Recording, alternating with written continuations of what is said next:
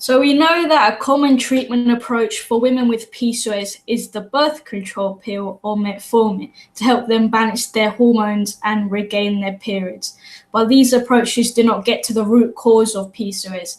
So what natural alternatives to the birth control pill or metformin are out there to help fix PCOS period problems? That's a great question.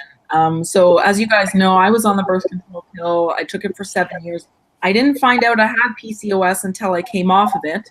But then when I was diagnosed, my doctor said, okay, well, we can't cure you, but here, take this birth control, take this metformin, and you'll lose weight and you'll bring your period back. And, I was in nutrition school when I was diagnosed. So obviously I was just, not feeling that. Totally didn't resonate with me. I didn't want to take drugs again. And so I looked for alternatives. And I want to share that there are tons and tons of alternatives. Regardless of what your doctor does or does not say, they may not present you with any other options. That's unfortunately the truth of the matter. But there's tons of alternatives. It's really important to make an educated decision. If birth control is truly right for you, then take it. If metformin is truly right for you, then take it. But if you don't consider all the other options that are out there, you're really doing yourself a disservice and maybe kind of falling back on, these toxic medications that may cause more problems later on. So there's 3 alternatives that I wanted to mention. All of them are supplements. Because if we're going to replace things like metformin, we really need something with quite a powerful healing, whatever modality that can be really, really useful. I want to preface this by saying, this is not replacing your doctor's advice. Do not listen to this and automatically come off birth control and metformin and then get mad at the two of us because of something going wrong. This is just everything I'm going to mention is research backed, but it does not replace your doctor's advice. And if you want to come off these medications and replace them with something like we're talking about, again, talk to your doctor. They'll tell you how to wean off. Okay, so I just wanted to make that quick disclaimer because this can be some scary stuff. So the first one, and I know that you've talked about this too quite a bit, is one of my favorite PCOS supplements, and that's Ovasitol. Yeah. It's amazing, and there's so much research behind it. So basically, Ovasitol is a particular product made using a B vitamin called inositol. And inositol has been studied time and time again in women with PCOS, and it has potentially incredible benefits. I use it myself, and I love it. So some of the main benefits of using a supplement like this are improved menstrual regularity, improved insulin sensitivity. So it really does help with that insulin resistance and blood sugar problems. And partly because of that, it helps regulate your menstrual cycle and helps improve ovulation and strengthen ovulation. And also, if conceiving now or sometime in the future is of concern to you, Ovasitol or inositol itself helps with egg health as well. So really, really a good thing here. And it definitely helps me personally to keep my cycles more regulated.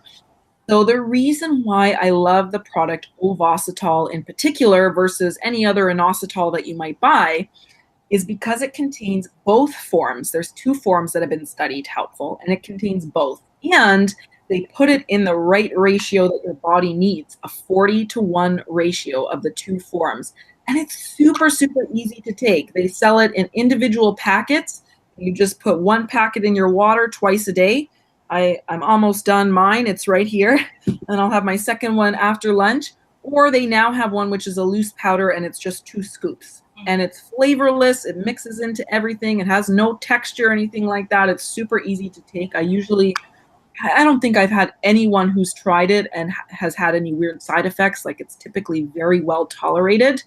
And it has a lot of really awesome benefits to it. So Ovasitol is the one that I prefer. So that's number 1. The second one is a supplement called berberine. So berberine is great for PCOS. Berberine is basically an extract. It's found in certain medicinal herbs. For example, Oregon grapefruit, barberry. There's a whole bunch of berberine herbs. But basically, when you get it in a supplement, it's the berberine that's been extracted. The research tells us 900 milligrams in divided doses daily, so 2 to 3 doses with a total 900 milligrams daily. Berberine has some of the same effects as ovasitol, so it helps with the insulin resistance. It helps with regulating the menstrual cycles and all of that. Berberine also has the advantage of helping with the liver. So I know a lot of women with PCOS have like non-alcoholic fatty liver disease, high cholesterol, high triglycerides. And if this is you, then berberine is a really good choice because it will also help with those areas. And I find berberine is slightly better at helping to improve weight loss efforts versus ovasitol, although they both can help here. So berberine is a really good one. Berberine is a little bit more harsh in its effect in that some people do have issues with it, where they might experience nausea or stomach cramping or loose bowels when they take it. So I always recommend using berberine with food and starting slow with your dosing and working your way up to make sure that everything's kosher and okay. And with these things, again, you do not want to combine them with metformin or any other kind of drug for your blood sugar. Absolutely not. The last one that I wanted to mention is probably something you have in your kitchen. So go eat it once you've done listening to this.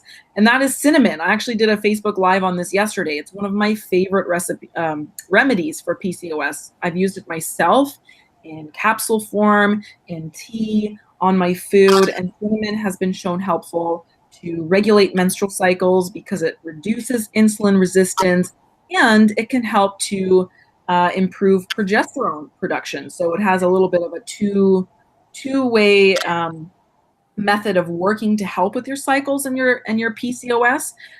This is the last remedy I'm mentioning on purpose. I'm kind of mentioning these in the order I believe in them, in the order that they really tend to work.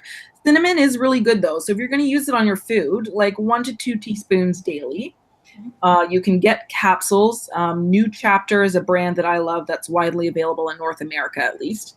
You can make a tea out of it. It really doesn't matter. The studies are telling us about 1.5 grams a day, or the equivalent in capsules or whatever of cinnamon is really helpful for women with PCOS. So those are the three: ovasitol, berberine, and cinnamon.